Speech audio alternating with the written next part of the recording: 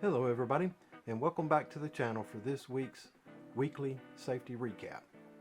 Before we get started, make sure you give me a thumbs up down below to encourage me to make more videos of this type.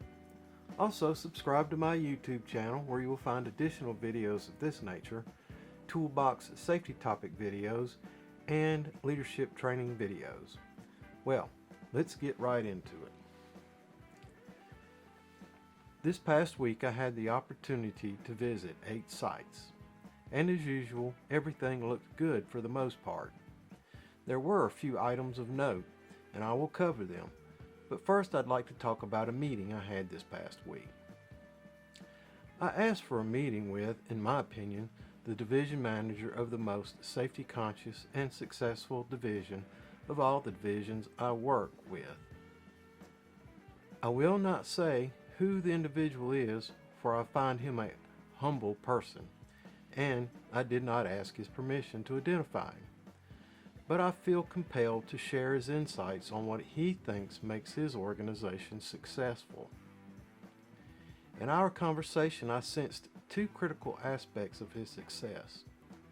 Neither of these aspects can have priority over the other, so I will not or cannot prioritize them numerically. Accessibility and communication, and team members are the most important asset.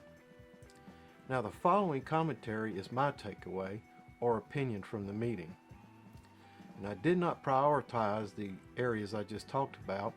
All are equal in importance and are nebulous in their relationship with one another. As a leader, are you accessible to your team members? Do you have the time to listen to their concerns or issues? More importantly, do you make the time to listen to their concerns or to their issues, whether it be personal or job related? Our success is contingent on our team members performing to their highest ability. Now, are there physical or emotional issues creating a drag on their performance? How are we to know? Are our lines of communications open? Are we accessible to our team members? Or are our lines of communications being inhibited by a self-perceived time constraint? Do we say, "I'm busy right now, get back to your task and I'll talk to you later"? Or when we see that person's name appear on the caller ID, do we reject the call? Or answer and say, "I'll call you right back," and then oftentimes fail to do so? Or do we take the time to engage? Can we reasonably expect our teammates to be open to our operational needs and concerns, such as schedule, budgets, etc., when we are not open to theirs, doctor appointments, child care issues, relationship issues?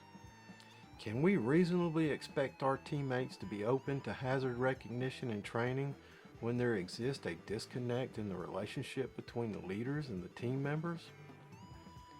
I guess in summation, it's all about relationships. Am I suggesting that we gather together and sing Kumbaya? Certainly not. But I am suggesting that we take an active interest in our most important asset, our people. Alright, now for the noted safety items this past week.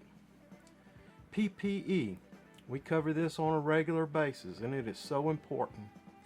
Ensure that team members recognize the hazards associated with their assigned task and how to mitigate those hazards, and what PPE is required for the task and why. Now, I'd like to give you an example. I was discussing a recent video of the damage caused by a demolition saw blade coming apart and what kind of protection is required and why. One of the team members piped up and said, "Oh yeah, we just had a safety meeting about that because one came apart on me." My reply was, "Any injuries?" "No" was the answer, and then I said that was probably a pretty good lesson then.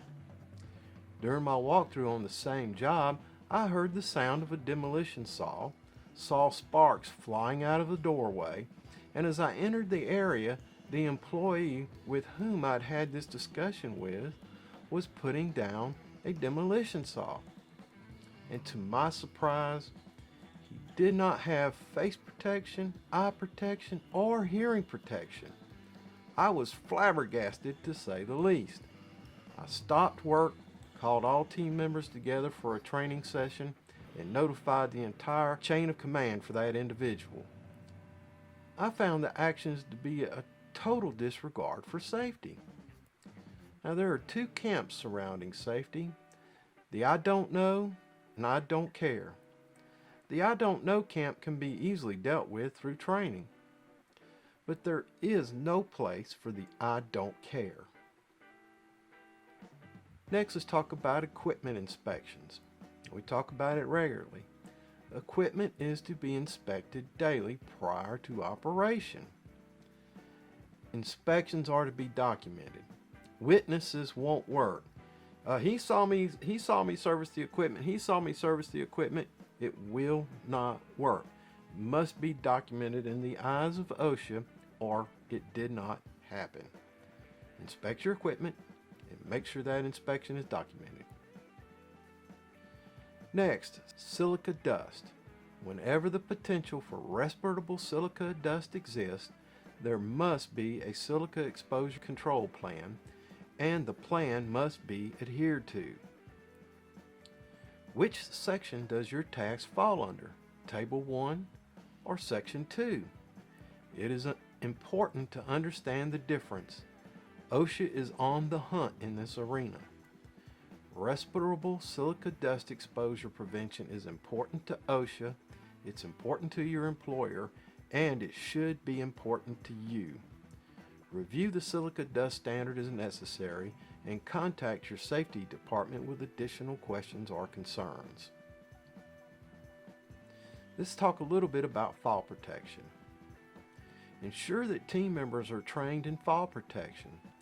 Place additional emphasis on anchorage types, overhead or walking or working surface, the anchorage required, the capacity, etc. Also ensure team members understand the difference between overhead and leading edge retractable lanyards. If you have any questions, feel free to contact your safety professional or contact myself, and we'll get the training necessary to satisfy the requirements under the OSHA guidelines and your company guidelines. Alright folks, that's it for this week's recap.